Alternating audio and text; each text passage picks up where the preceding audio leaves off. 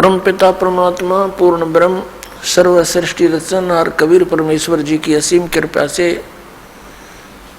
उनकी प्यारी आत्माओं को ये सत संदेश सुनने को मिल रहा है।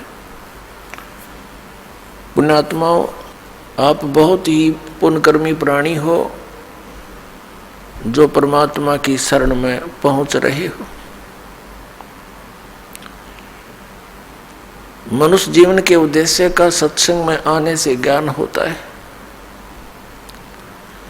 आप जी को वो सत्संग मिल रहा है जिसमें निष्कर्ष है सर्व सद्ग्रंथों का, और साथ में उन महापुरुषों ने जिन्होंने साधनाएं भी की, कठिन तप भी किए, लेकिन उनके साथ क्या घटनाएं घटी, वो किस प्रकार कष्ट उठाते रहे, भक्ति करके भी दुखी रहे।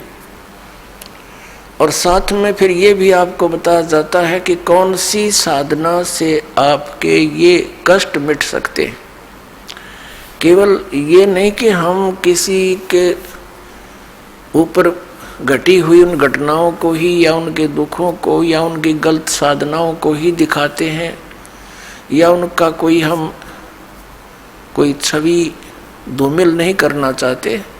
हम उस यथार्थ ज्ञान पर जमी हुई धूल को हटाना चाहते हैं जो युगों से जमी हुई है। किसी भी धर्म के किसी भी सद्ग्रंथ को आप उठाकर देखिए, वो कुछ वर्णन कर रहे हैं और उन के पढ़ने वाले उस धर्म के धर्म गुरु वो अन्य ही व्याख्या कर रहे हैं। शास्त्रों के विपरीत ज्ञान हमारे अंदर फीड कर रहे हैं। पुण्यात्माओं, कहने का भाव यह है कि जैसे आप जैन धर्म के इतिहास से परिचित हुए कि वो महापुरुष परमात्मा पाने का कितना प्रयत्न करते रहे और उनको क्या मिला, यही 84 लाख के धक्के। पुण्यात्माओं, अब आप जी के रूबरू पवित्र हिंदू धर्म के धर्म गुरुओं के द्वारा दिया गया अध्यात्म ज्ञान और साथ में हमारे सद्ग्रंथों में लिखे वो सत्य प्रमाण, ये आपको दिखाएंगे। पुण्यात्माओं, पवित्र हिंदू धर्म के पवित्र सद्ग्रंथ कौन कौन से हैं? पवित्र चारों वेद, पवित्र श्रीमद् भगवत गीता, ये गॉड गिवन ज्ञान है, ये दोनों सद्ग्रंथ। बाकी शेष जो अन्य सद्ग्रंथ हैं, अन्य शास्त्र हैं, पवित्र 18 पुराण या कोई उपनिषद, ये किसी ऋषि विशेष का अपना अनुभव है। और इन पुराणों में यदि कोई वेद अनुकूल ज्ञान है तो वो वेदों का है, वो उसका उस ऋषि का नहीं है। अगर वो तो है, वो उतना तो वो सत्य है क्योंकि वेद ज्ञान है और वेद ज्ञान गॉड गिवन है, परमात्मा दत्त है। और अन्य जो वेदों और गीता से ज्ञान नहीं मिलता, वो पुराण के वक्ता का, उसके घर का है, उसको हमें स्वीकार नहीं करना। अब एक वेद और है सूक्ष्म वेद, जिसे 5वां वेद कहा है। सूक्ष्म वेद है 5वां, जाकू पढ़े न कोई, और सूक्ष्म वेद जो पढ़े फिर आवागमन नहीं होवे। ये सूक्ष्म वेद की वाणी है। तो पुण्यात्मा, हिंदू धर्म के प्रवर्तक आदि शंकराचार्य जी माने जाते हैं। आदि शंकराचार्य जी का जन्म इस भारतवर्ष की भूमि पर हमारे लिए एक वरदान है। उनका उस समय आगमन हुआ जिसमें बौद्ध धर्म बहुत शीघ्रता से फैल रहा था। महात्मा बुद्ध कौन थे? जैसे आप जी को कई बार सुनाया है, दिखाया भी है, महावीर जैन जी का इतिहास यानी जैन धर्म का इतिहास। राजा ऋषभदेव जी से जैन धर्म का प्रारंभ हुआ। वो प्रथम तीर्थंकर माने जाते हैं। उनके पोते भरत के पुत्र मारीची ने उनसे दीक्षा प्राप्त की। उसमें केवल वेदों अनुसार साधना ही होती थी, इन 4 वेदों अनुसार। 5वां वेद को नहीं मानते थे। जो परमात्मा स्वयं आकर दान करते हैं, देते हैं, अपने मुख कमल से बोलते हैं, वो ऋषि महर्षि जो नकली हैं, वो यथार्थता से परिचित नहीं होते, वो परमात्मा के उस ज्ञान को हम तक नहीं आने दे रहे थे। अब दाव लगा अपना इस सूक्ष्म वेद को सुनने का। तो जिस कारण से उस मारीची वाले जीव ने जैसी भी वेदों अनुसार साधनाएं की, उसके कारण वो स्वर्ग में देवता भी बना, और फिर आगे चल के वो नरक में भी गया। 60 करोड़ बार गधा बना, 30 करोड़ बार कुत्ता बना, और भी बहुत से दुख उठाए, और केवल 80 लाख बार वो देवता भी बना। और फिर क्या बना? महावीर जैन बना। और महावीर जैन ने फिर 363 पाखंड मत चलाए। वर्तमान का जो पूरा जैन समाज है, महावीर जैन जी द्वारा चलाएगी बकवाद साधनाओं को कर रहा है, उनकी के दुर्गति होगी। दास ये आगाह करना चाहता है कि आप इन साधनाओं को त्यागो और आप शिक्षित हो, अपने धर्म ग्रंथों को पुनः देख लो। और गीता जी अध्याय नंबर 16 के श्लोक नंबर 23 और 24 में कहा कि शास्त्र विधि को त्याग कर जो मनमाना आचरण करते हैं, मनमानी पूजाएं करते हैं, उनको न तो कोई सुख हो, न उनकी गति हो, न कोई सिद्धि प्राप्त हो, अर्थात व्यर्थ, यूजलेस। फिर किस लिए डले ढो हो? ना ज्ञान था तब तक तो चलो हम भटक रहे थे, अब दास पर दया करी परमेश्वर ने, आपके लिए ये ज्ञान दिया, और दास आपके लिए ही संघर्षशील है। और ये अज्ञानी गुरु, धर्म गुरु दास के पीछे पड़े हुए हैं, लेकिन अब इनकी दाल गले को नहीं, क्योंकि परमात्मा ने अपने बच्चों को पहले शिक्षा दे दी। और अब देखना डूंडा पाटेगा, पूरे विश्व में जाएगा यह सच्चा ज्ञान, और बहुत शीघ्रता से जाएगा, क्योंकि हमें भगवान की आवश्यकता है। यहाँ के संसारिक सुख सबको पता है, 2 मिनट का भरोसा नहीं कब मृत्यु हो जा। यहीं डले ढो ढोकर यहीं छोड़कर चले गए, सारा जीवन नष्ट कर दिया हमने। तो अब हम दास उस प्रसंग पर आता है कि जिन धर्म गुरुओं को हम यथार्थ ज्ञान युक्त मानते थे, विद्वान मानते थे, उन्होंने क्या ज्ञान बताया और हमारे सदग्रंथ क्या बताते हैं, ये निर्णय दास कर रहा है। और इसके बीच में कोई अपने तरफ से कुछ मिलावट नहीं। जो सत साधना वो सदग्रंथों में लिखी है, और जिससे मोक्ष होता है वो सदग्रंथों में लिखा है। जिससे जीव के आने वाली आपदाएं कटती हैं, समाप्त होती हैं, वो भी सदग्रंथों में लिखा है। और उससे हटकर जो हम साधनाएं कर रहे हैं उससे कोई लाभ होने वाला नहीं, ये भी प्रमाणित कर रहा है। अब प्रसंग चल रहा है कि पवित्र हिंदू धर्म के धर्मगुरु आदि शंकराचार्य जी का उस समय जन्म हुआ जिस समय यह जैन धर्म बहुत फैल रहा था। और यदि उस समय आदि शंकराचार्य जी नहीं आते तो पूरा भारतवर्ष भी चीन की तरह नास्तिक हो जाता, कम्युनिस्ट बन जाता। अब चीन का नास्तिक होने का कारण क्या है कि महात्मा बुद्ध एक पुण्यकर्मी प्राणी थे और वे विष्णु लोक से आए थे, स्वर्ग लोक से आए थे। अब जो स्वर्ग में सुविधाएं हैं उनको यहाँ कहाँ, आत्मा के अंदर वो कसक रहती है।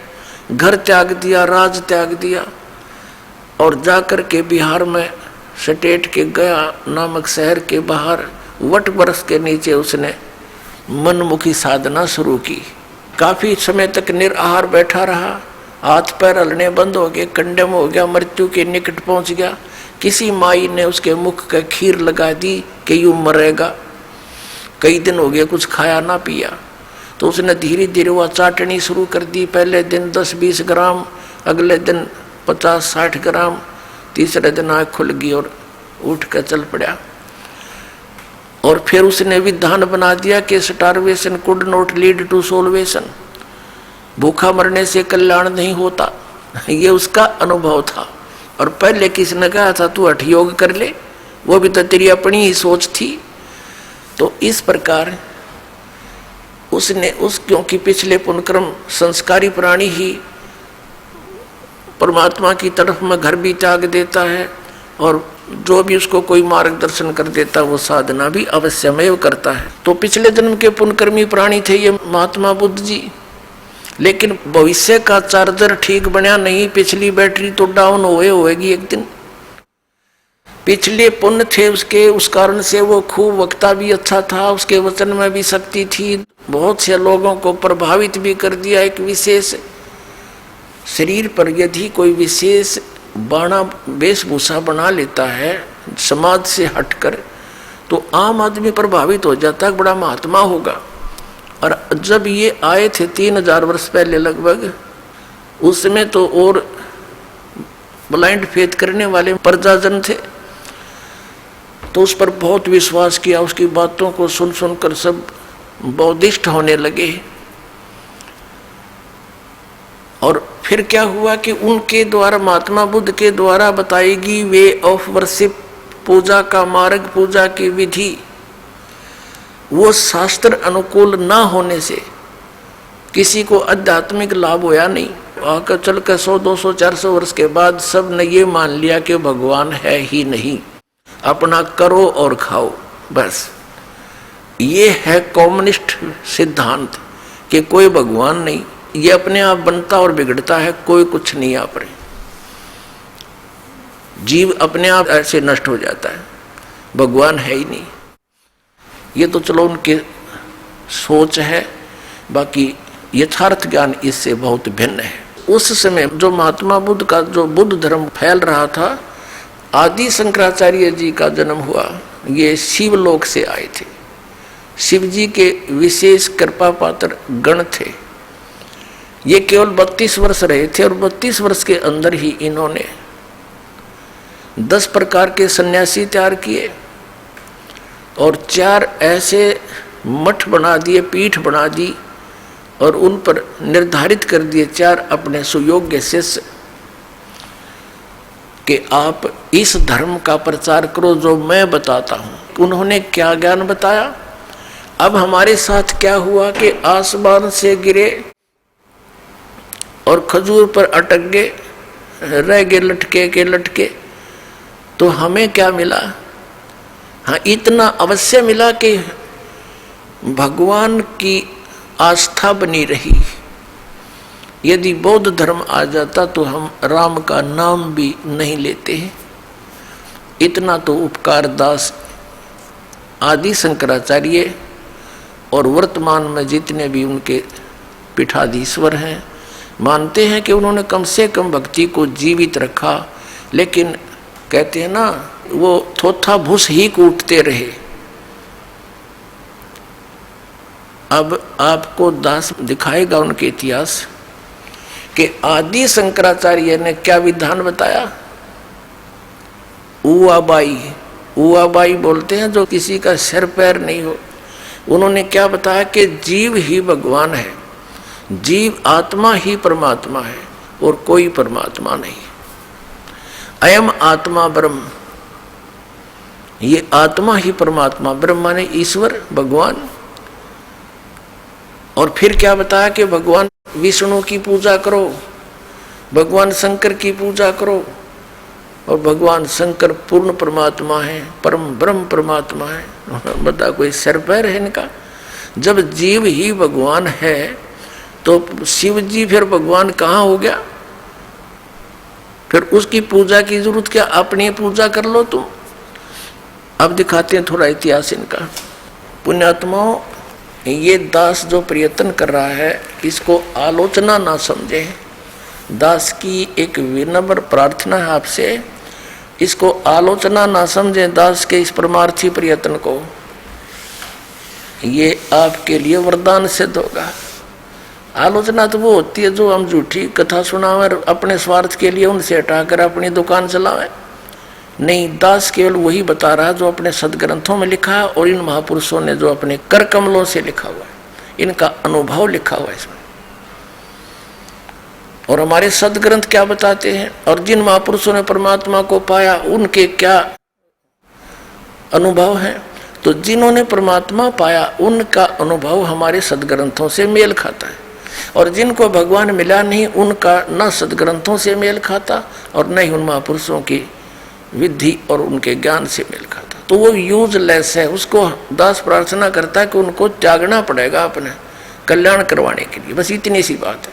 जो दिशा से दूसरी दिशा में जा रहा है सुदिशा से, तो उसको दिशा दिखाने का प्रयत्न दास का है।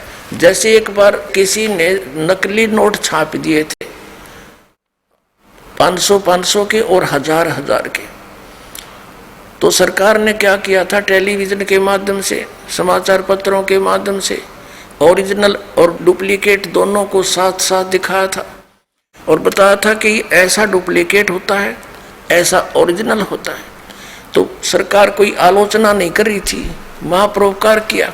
लाखों लोग गरीब आदमी मारे जाते, निर्धन हो जाते, लुट जाते, पिट जाते। तो पुण्यात्माओं वो तो धन की हानि बची, और आपकी हानि जो है उसको तो आपको पता ही नहीं। एक श्वास मनुष्य जीवन की कितनी कीमत है, 14 लोग एक साइड में रख दे, एक श्वास की कीमत, और एक तरफ मनुष्य जीवन के श्वास उश्वास की कीमत रख दे, तो वो भी पलड़ा भारी रहे एक श्वास की कीमत का। परमात्मा कहते हैं कबीर साहब जी, कहता हूँ कहीं जात हूँ, कहूँ बजा के ढोल, श्वास जो खाली जात है ये 3 लोक का मोल। अपने आत्माओं, अब कितनी कीमत बताई है महापुरुषों ने, और हम इसको बर्बाद कर रहे हैं क्योंकि शास्त्र विधि त्याग कर मनमाना आचरण करके। तो इन हमारे धर्म गुरुओं ने हमारे साथ एक ये बहुत बड़ा अन्याय कर रखा है, एक धोखा कर दिया। हम इनको शिक्षित विद्वान मानते थे क्योंकि ये संस्कृत भाषा पढ़ा करते थे, संस्कृत भाषा में बोलते थे। सभी सदग्रंथ हमारे पवित्र 4 वेद, पवित्र श्रीमद् भगवद गीता, पवित्र 18 पुराण, ये सब संस्कृत भाषा में लिपिबद्ध थे। और हमारे पूर्वज और हम यही सोचा करते थे ये महाविद्वान है, संस्कृत भाषा धारावाहिक बोलते हैं, इन्होंने सदग्रंथों को सही जाना है और वही बता रहे हैं जो सदग्रंथों में विद्यमान है। तो नो प्रॉब्लम, नो डाउट, निसंदेह होकर हम लगे हुए थे, निसंशय होकर के।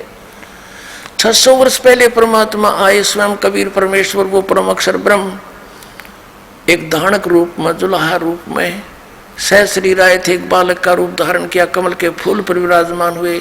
वहां से एक नीरू नामक जुलाहा उठा ले गया जो निसंतान था, या लीला थी मालिक की पूर्व निर्धारित।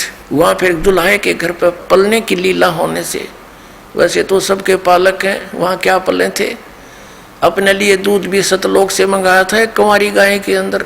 यहाँ का तो परमात्मा के इस कंगाल लोक का के खाऊं मैं।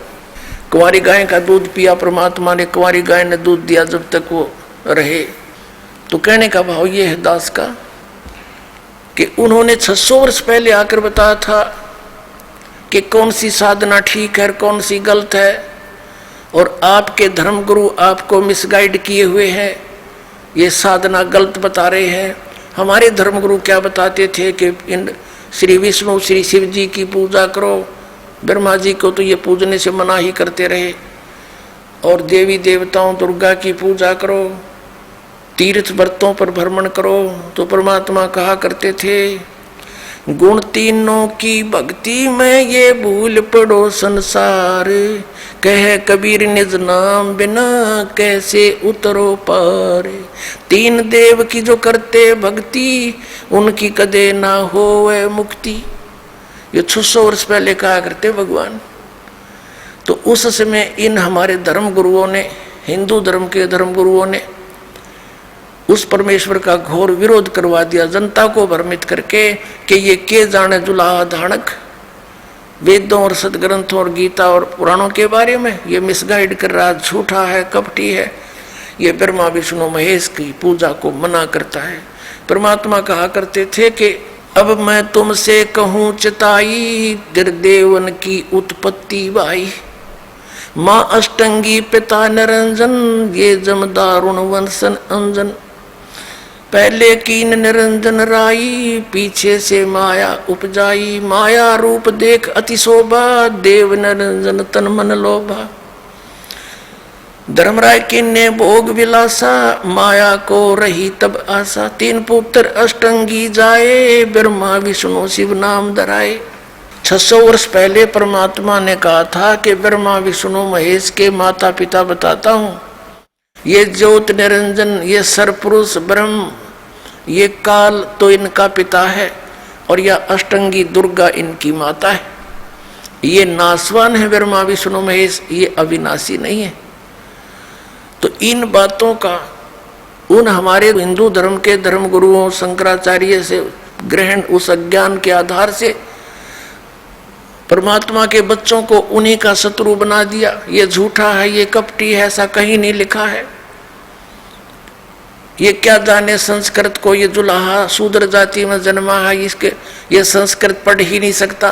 तो ये बात हमारा घर कर गई हमारे पूर्वजों के, कि ये बात तो हमारे गुरुओं की साची है कि कबीर साहब जो है संस्कृत तो ये पढ़ ही नहीं सकते, क्योंकि उस समय केवल एक ब्राह्मण वर्ण ही संस्कृत भाषा के पढ़ने का अधिकारी था। अपने आत्माओं, जिसने संस्कृत पढ़ी नहीं तो इससे सिद्ध है हमारे ग्रंथ भी नहीं पढ़े उन्होंने, और उन्होंने 600 वर्ष पहले ये बता दिया कि ऐसा है। आज हमारे सदग्रंथों में मिला कि ब्रह्मा विष्णु महेश नासवान है, दुर्गा इनकी माता है, यो सदा शिव यानी काल रूपी ब्रह्म इनका पिता है। तो वो क्या थे? वो भगवान थे। अपने द्वारा रची हुई सृष्टि को वेद बताते हैं कि परमात्मा ही स्वयं आकर ठीक ठीक विस्तार से वर्णित करता है, और वो परमेश्वर ने ही आकर के अब अपने धर्म गुरुओं के द्वारा दिया गया ज्ञान आपको दिखाते हैं। ये देखिएगा, एक सांकर पंचम पुस्तक है ये। इसमें 5 ग्रंथ हैं जो इस आदि शंकराचार्य जी द्वारा लिखे गए हैं। ये देखिएगा, आदि शंकराचार्य विरचित है पंच ग्रंथानाम संग्रह, और इसके अनुवादक कौन है? इसके व्याख्याकार अनुवादक हैं संस्कृत से हिंदी में जगत गुरु शंकराचार्य स्वामी स्वरूपानंद सरस्वती जी महाराज। ये देखिएगा, ये है आदि शंकराचार्य विरचित है पंच ग्रंथानाम संग्रह। ये 5 ग्रंथ ये हैं: अप्रोक्ष अनुभूति, तत्वबोध, तीसरा आत्मबोध, चौथा मणि रत्नमाला और 5वां भज गोविंद। ज्योतिष पीठाधीश्वर, द्वारका पीठाधीश्वर, ये 2 पीठों का मालिक है। कौन? जगत गुरु शंकराचार्य, श्री स्वरूपानंद सरस्वती स्वामी पादय। ये प्रणीता शंकर सप्रिया हिंदी टीका सहित प्रकाशक है शारदा पीठ प्रकाशनम, द्वारका जामनगर गुजरात दूरभाष। इतने हैं। और कहाँ से छपा? मुद्रक है Shri Mata computers private limited, ये B 7/125 केदार घाट वाराणसी। अब इसके दिखाता हूँ आपको इन्होंने क्या ज्ञान दिया है कि मैं ही ब्रह्म हूँ। ये है प्रश्न नंबर 10 पे।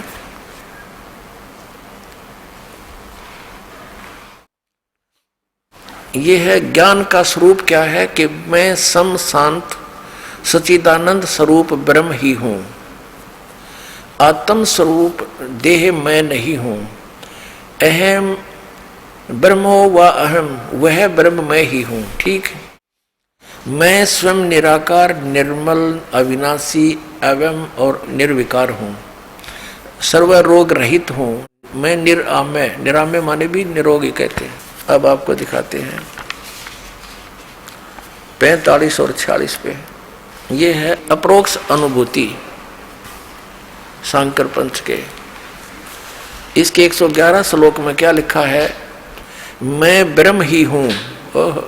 फिर क्या बताया है? ये 46 पृष्ठ पे 123 श्लोक में अहम ब्रह्मास्मि, अहम ब्रह्मस्मि का अर्थ है मैं ब्रह्म ही हूँ।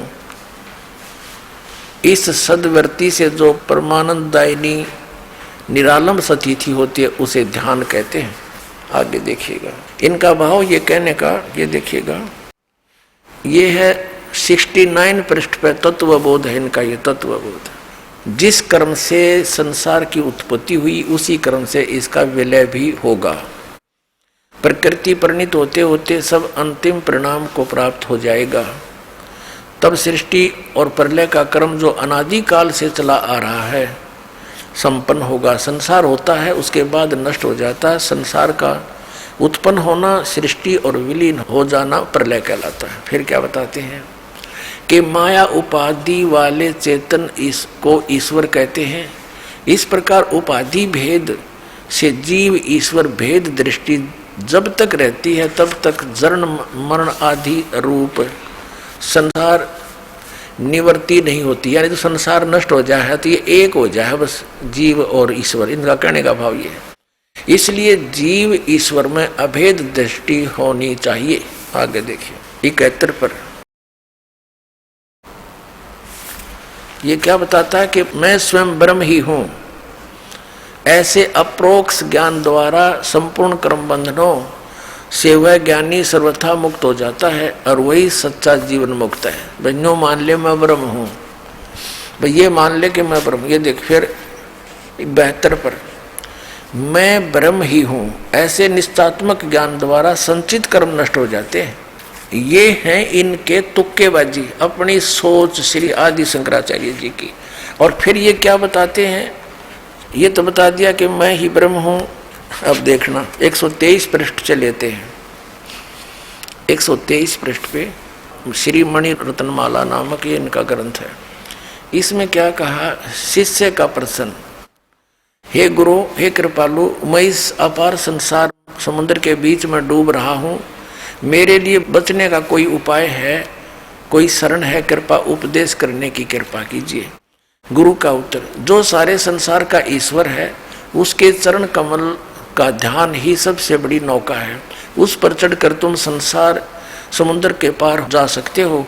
विश्व पाद अम्बुज यानी कि दीर्घ नौका, भगवान विश्वनाथ के चरण कमल रूपी जहाज में बैठो, वे तुम्हें पार लगाएंगे। वे ही विश्वनाथ हैं, वे ही कृष्ण हैं, वे ही विष्णु हैं। अब ये हो गया क्लियर। अब वो इन वाला विधान कित गया, वो बाढ़ में गया। जीव ही भगवान है और कहीं भगवान विष्णु भगवान है। अब आगे देखो 127 पर ये संस्कृत है। इसमें लिखा है कि कार्य मया का, मैंने क्या करना चाहिए, कार्य कौन सा करना चाहिए? शिव विष्णु भक्ति, शिव और विष्णु की भक्ति करो। उत्तर दिया है यहाँ पर 128 पृष्ठ पे। मुझे क्या करना चाहिए, वो संस्कृत का केवल हिंदी किया स्वरूपानंद जी ने, और संस्कृत में लिखा है श्री आदि शंकराचार्य ने। वो उनका अनुभव और उसी का डंडोरा ये सब वर्तमान के शंकराचार्य पीट रहे हैं, उसी के ज्ञान का प्रचार कर रहे हैं। अब देखिए प्रश्न, मुझे क्या करना चाहिए? उत्तर, भगवान शिव और विष्णु की भक्ति करनी चाहिए। वैसे अब वो जीव भगवान कहाँ गया? अब फिर और दिखाते हैं आपको 136 पृष्ठ पे, 135 पृष्ठ पे है ये संस्कृत। शिव अर्चा यानी शिव की पूजा करो। यहाँ इनका उत्तर है प्रश्न उत्तर। प्रश्न क्या करना चाहिए? आप पर प्रश्न किया है उस किसने? आदि शंकराचार्य जी ने। आप पे उत्तर दिया भगवान शिव की पूजा करनी चाहिए। ठीक, अब आपको एक और दिखाते हैं इनके 135 पृष्ठ पे लिखा है आदि शंकराचार्य जी ने कि सबसे बड़ा पशु कौन है? उत्तर आप ही दिया कि जिसने शास्त्रों का अध्ययन किया हो फिर भी वह धर्म का आचरण नहीं करता हो और न ही उसको आत्म स्वरूप का ज्ञान हो, वह सबसे बड़ा पशु है। आप आइडिया ला लियो, सबसे बड़े पशु कौन है? अपने आत्माओं। हमारे सदग्रंथ क्या बताते हैं? जैसे कि ये हमारे आदरणीय शंकराचार्य जी ने ये कहते हैं कि हम वेदों को भी सत्य मानते हैं, श्रीमद् भगवद गीता को भी सत्य मानते हैं, पुराणों को भी सत्य मानते हैं। अब हमारे सदग्रंथ क्या बताते हैं? ये कहते हैं ब्रह्मा विष्णु महेश की पूजा करो। रजगुण ब्रह्मा, सतगुण विष्णु, तमगुण शिव जी है, ये भी मानते हैं। और कुछ एक चतुरता दिखाते हैं, इस दास के प्रवचनों से अब ये थोड़े से संकुचित होने लग गए, अपना इष्ट बताते समय भी शर्माते हैं। अब ये किसी ने एक शंकराचार्य जी से पूछा, जी आपका इष्ट कौन है? कि परम ब्रह्म परमात्मा। उन्होंने कहा, जी थोड़ा सा डिटेल से बताओ वो कौन है परम ब्रह्म परमात्मा? वो कहता, तुम्हें क्या अधिकार है पूछने का? हर ये पूज्य किसने? ला दास बताओगे इनके पूज्य देव कौन से? ये देखिए, ला मैं दिखाई दो इनके इष्ट देव, ये है इनके इष्ट देव, देखिएगा इन्हीं के लिखे हुए हैं ये भी शर्माण लाग गए। ये श्री माता कैंपोसिस प्राइवेट लिमिटेड का प्रकाशन आषाढ़ पूर्णिमा संवत 2066 जुलाई 2009 की, वर्ष 8, अंक 97, मूल्य 10 रुपये। इन्होंने एक टिप्पणी दी है इसी पुस्तक के 2 पृष्ठ पे, इस पुस्तक के 2 पृष्ठ पे, श्री माता जुलाई 2009 की। क्या कहा है कि गुरु परंपरा नारायण से प्रारंभ होती है। नारायण कौन है? विष्णु जी, और हमारे गुरु पर आकर समाप्त होती है। इसी से संबंधित श्लोक है। ये क्या लिखा है? आवरण पर दिया गया चित्र नारायण से लेकर जितने भी प्रमुख गुरु हैं उन्हीं के हैं। आदि शंकराचार्य जी शंकर परंपरा के आदि गुरु माने जाते हैं। सभी को ज्ञात है कि उन्होंने देश की 4 दिशाओं में चारों वेदों को आधार बनाकर 4 शंकरा पीठों की स्थापना की, जिस पर वर्तमान में जगत गुरु शंकराचार्य जी विराजमान हैं। आवरण के ऊपर यानी जलद के ऊपर क्रम से ज्योतिष पीठ, द्वारका पीठ, इन सब के चित्र दिए गए हैं। अब हम आवरण देखते हैं। ये है नारायण यानी श्री विष्णु जी, ये इनके भगवान हैं श्री विष्णु जी और श्री ब्रह्मा जी और श्री शंकर जी, ये तो इनके पूज्य देवता हैं। ये श्री वशिष्ठ जी, ब्रह्म ऋषि वशिष्ठ हैं, ये श्री ब्रह्मा जी के पुत्र हैं। और वशिष्ठ जी के पुत्र हैं श्री शक्ति देव जी, और शक्ति देव जी के पुत्र हैं श्री पराशर जी, और पराशर जी के पुत्र हैं श्री वेद व्यास जी, भगवान वेद व्यास जी, और वेद व्यास जी के पुत्र हैं सुखदेव, ये श्री सुखदेव जी, इन्हीं के चित्र हैं। इसके बाद और भी इनके जैसे श्री गौड़ पादाचार्य, श्री गोविंद भगवत पादाचार्य, और फिर ये हैं हिंदू धर्म के वर्तमान प्रवर्तक श्रीमद आदि शंकराचार्य दंडी स्वामी। अब ये इनका इतिहास, ये इनके देवता है। आप दिखाता हूँ, ये नारायण विष्णु को ही कहते हैं। ये देखिएगा 21 पृष्ठ पे यहाँ लिखा है कि नारायण के साथ लक्ष्मी है, ब्रह्मा के साथ ब्रह्माणी, शंकर के साथ गौरी है, राम के साथ सीता है, कृष्ण के साथ राधा है, और राजेश्वरी माता के साथ श्री राजेश्वर भगवान परम शिव है। अब ये राजेश्वरी कौन है? तो दुर्गा होगी, और ये राजेश्वरी ये श्री भगवान शिव है। ये इनके पूज्य देवता हैं। अब आदि शंकराचार्य के बाद जो 4 पीठ बनाए गए उनके ऊपर वर्तमान में कौन कौन महापुरुष, उनमें से एक हैं श्री स्वरूपानंद जी, जो 2 पीठों पर पीठाधीश्वर हैं। देखिएगा, ये है पुस्तक ज्योतिर्मय ज्योतिर्मठ, ये कोई पत्रिका है इनकी। ये कहाँ से छपी है दिखाते हैं आपको। ज्योतिर्मय ज्योतिर्मठ, जनवरी 2007। संरक्षक हैं अनंत विभूषित ज्योतिष पीठाधीश्वर एवं द्वारका शारदा पीठाधीश्वर जगत गुरु शंकराचार्य स्वामी स्वरूपानंद जी महाराज। संपादक लेखक संकलनकर्ता विष्णुदत्त शर्मा, अध्यक्ष आध्यात्मिक उत्थान मंडल दिल्ली। ये इनके प्रेरणा स्रोत हैं श्री सुबोधानंद ब्रह्मचारी जी। मुद्रक हैं फाइन प्रिंट एंड पैक्स, ये इनके परामर्श एवं सहयोग करता। प्रकाशक हैं अखिल भारतीय आध्यात्मिक उत्थान मंडल, 1/3234 गली नंबर 2, रामनगर तिवारी, मंडोली रोड, सादरा, दिल्ली से। अब इसके शुरुआत में देखते हैं, ये है श्री स्वरूपानंद जी के पैड के ऊपर लिखा है, पूज्य श्री का संदेश अनंत विभूषित श्री स्वामी स्वरूपानंद सरस्वती जी महाराज, ज्योतिर्मठ, बद्रिका आश्रम, हिमालय संचार यात्रा स्थान।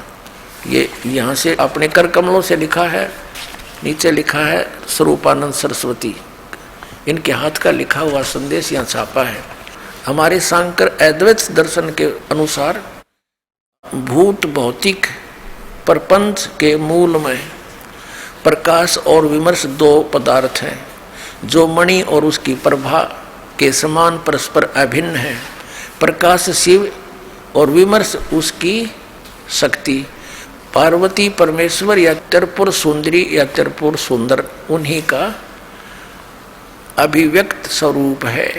ठीक है, सीधा हो गया कि ये किसके पूजा करते हैं?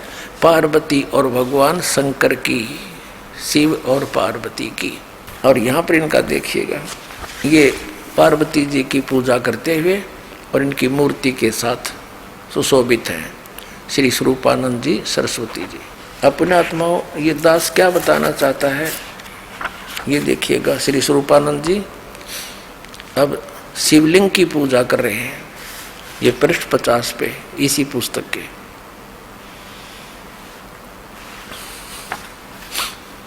ये देखिएगा, जगत गुरु शंकराचार्य जी चंद्रमौलीश्वर महादेव की पूजा करते हुए ये शिवलिंग की पूजा कर रहे हैं। इसका नाम है यो। अब पुण्यात्माओं, परमात्मा कहा करते कि वेद पढ़े पर वेद न जाने, ये बाँचे पुराण 18। और पत्थर की पूजा करे, ये भूल गए सृजनहारा। अब आपको क्या दिखाते हैं कि ये कौन से मंत्र जाप करें। इनका तो कोई सिर पैर नहीं है कि के जाप करें।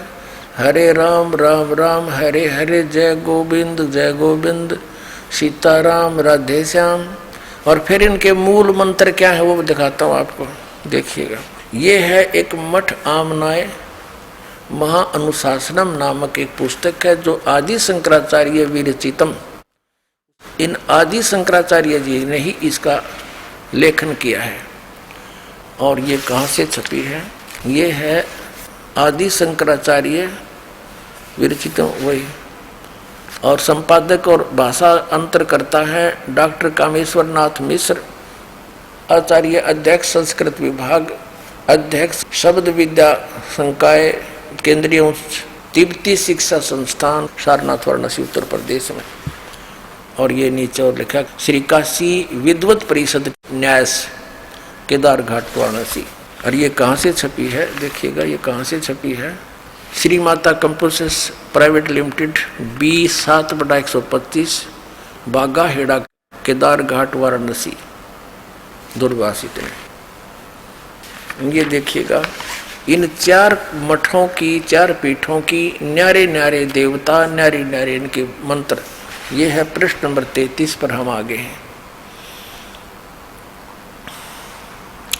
इस पर क्या बताया कि शारदा पीठ, शारदा मठामना यानी शारदा पीठ, इस क्षेत्र का नाम द्वारका है।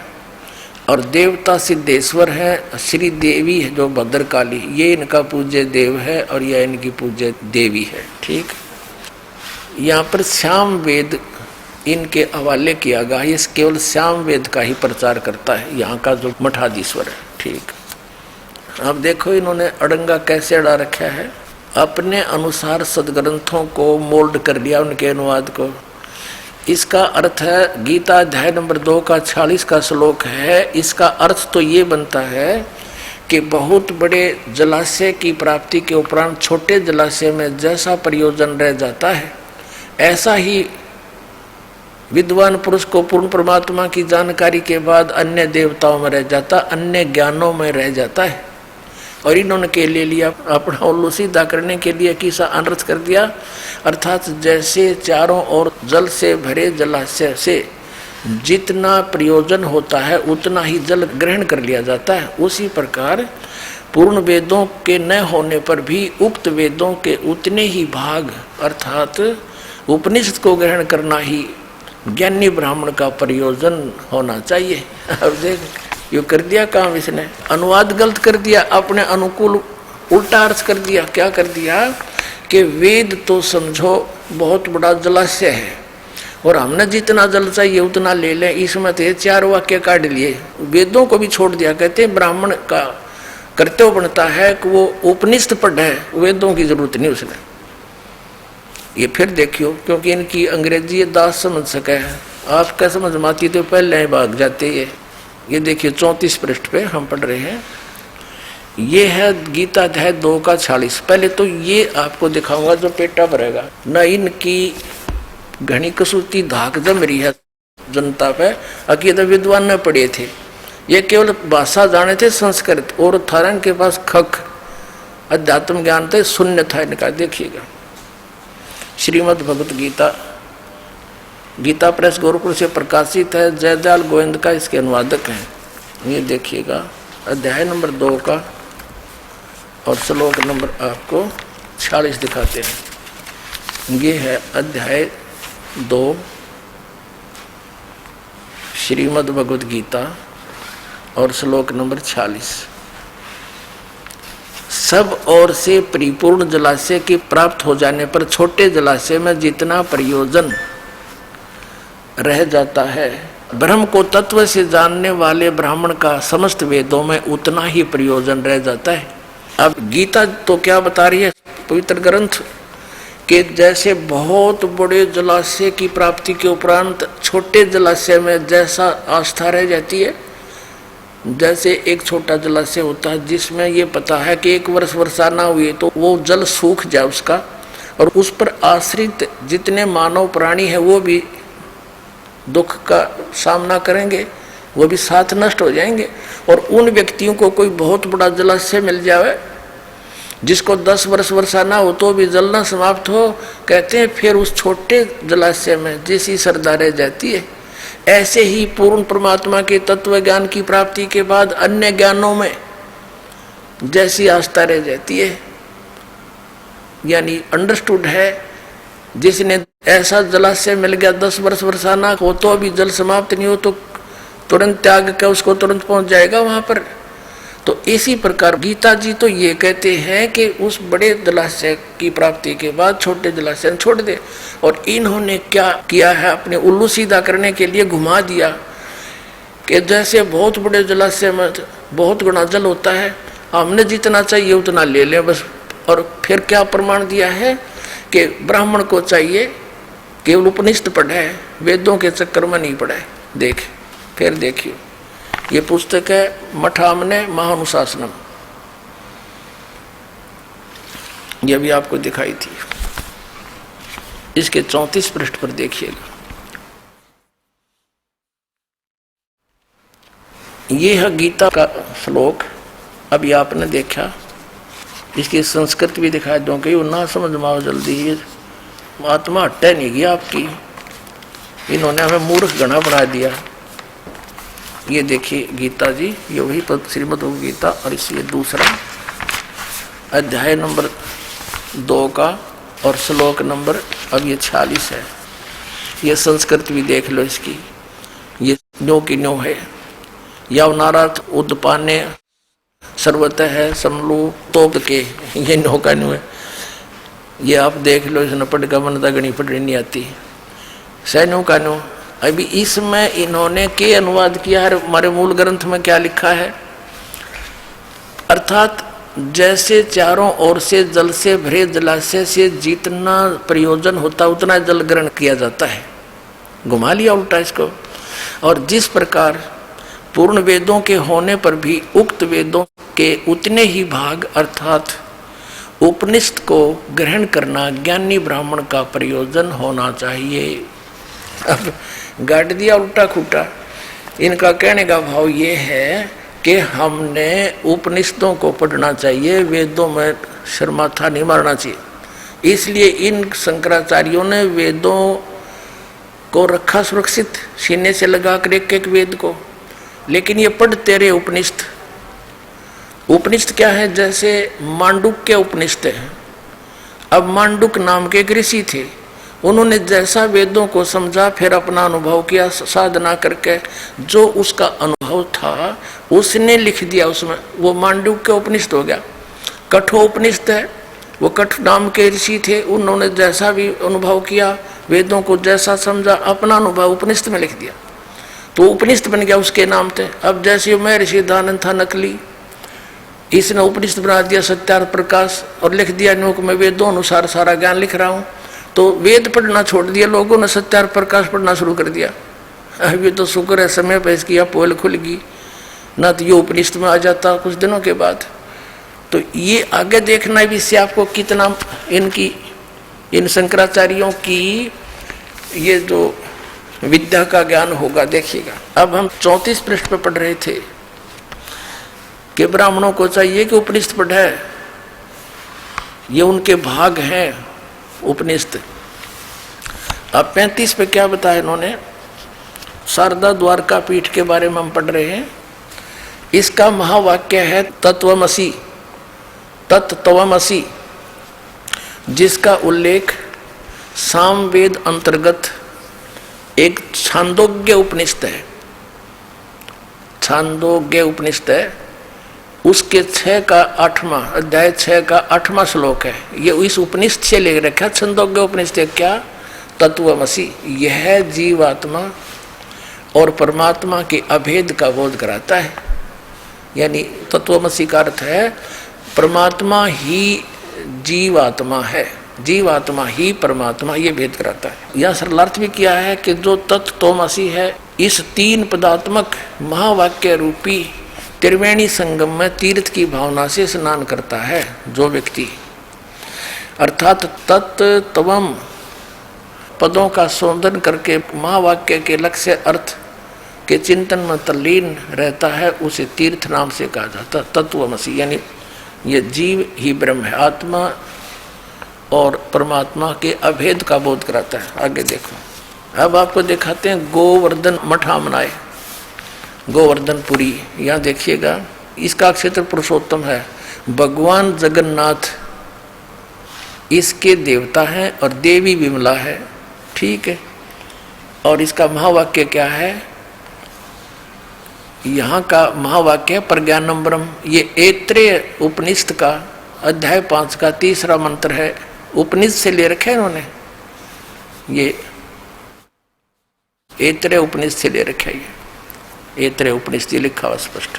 इनके भगवान भी न्यारे न्यारे, इनकी देवी भी न्यारी न्यारी, और इनके मंत्र भी न्यारे न्यारे। ये कहाँ से है, यहाँ पर ऋग्वेद का पाठ होता है, यहाँ के नाम ऋग्वेद का ही पठन होता है ओनली। अच्छा, अब हम आगे चलते हैं। ये ज्योतिर्मय ज्योतिर्मठ, ज्योतिर्मठ आमनाए, जिस पर वर्तमान में शंकराचार्य श्री स्वरूपानंद जी पीठाधीश्वर है। अब 3रा आमनाए उत्तर दिशा में है, ज्योतिर्मठ है, इसका दूसरा नाम श्रीमठ है। यहाँ का देवता भगवान नारायण देवता है, देवी पूर्णागिरी है।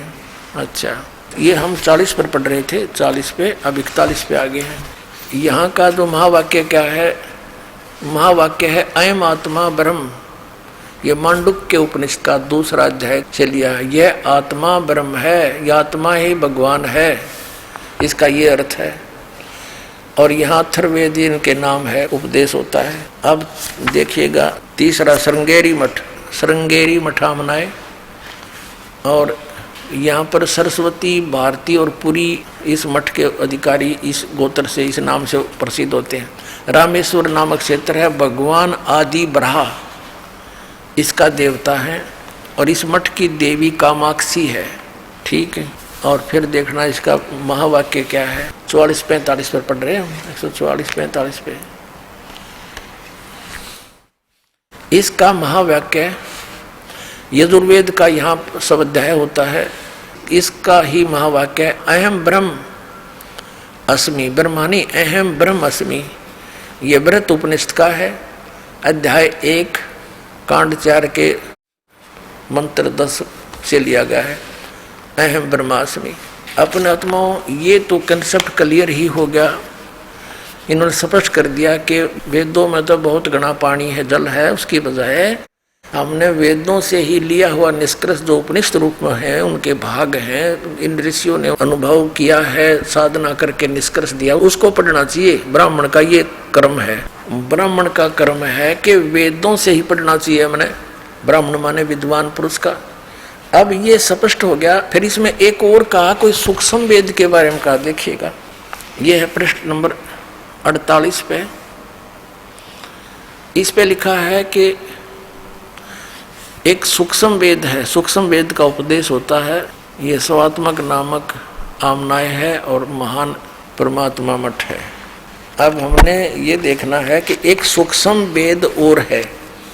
अब सूक्ष्म वेद इनका समझ में नहीं आया। इनसे किसी ने पूछा, ये शंकराचार्यों से, कि जी वो जो मठ आमनाय पुस्तक के अंदर 5वां वेद लिखा है सूक्ष्म वेद, वो कौन सा है? कोई तो कहता है वो महाभारत है और कोई कहता है वो श्रीमद् भगवद गीता है। अरे महाभारत भी वेद है। इसमें तो ऐसा पढ़ के भी आदमी ना किसी के अंदर भगवान की आस्था हो, वो भी नाश हो जा। द्रौपदी का चीरहरण हो रहा था और उसमें ये दिगंबर बैठे थे 3, तो कौन? भीष्म पितामह, द्रोणाचार्य और कर्ण और विदुर, और सभा भरी थी। द्रौपदी को नंगा कर रहे हैं, निवस्त्र करके सबके सामने उसकी बेइज्जती करना चाहता है दुर्योधन और दुशासन। उस समय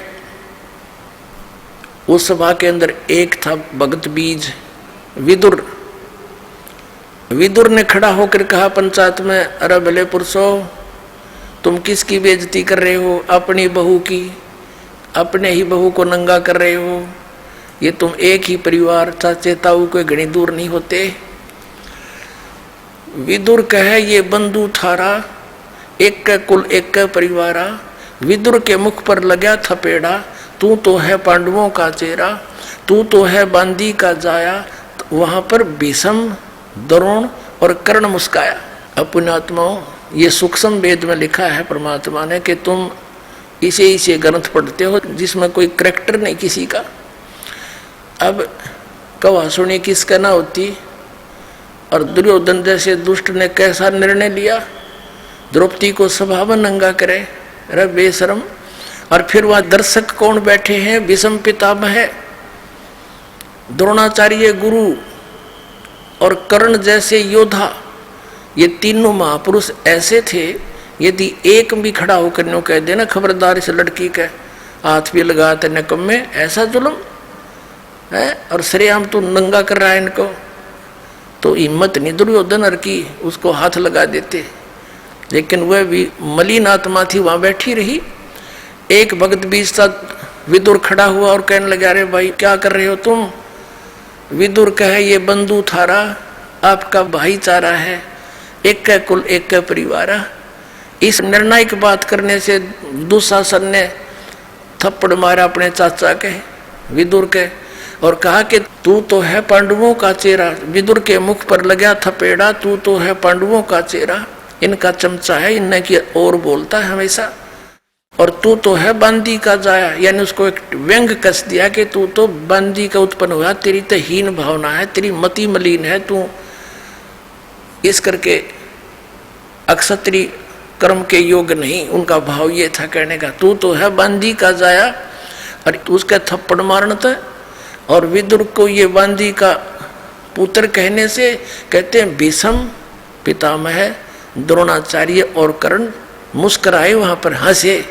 अरे तेरा गजब हुई। और ये इतिहास हम पढ़ रहे, इसको 5वां वेद बताओ ये, और तेरा बताओ। ये है हमारे इतिहास। पुण्यात्माओं, एक नियम है, पाप से बचने के लिए पंचायतियों को चाहिए न्याय की बात करें, कोई नहीं मानने तो उठ कर चला जा, सभा त्याग देनी चाहिए। यही विदुर ने किया, सभा त्याग कर चला गया। तो पुण्यात्माओं, और इसको 5वां वेद बतावें।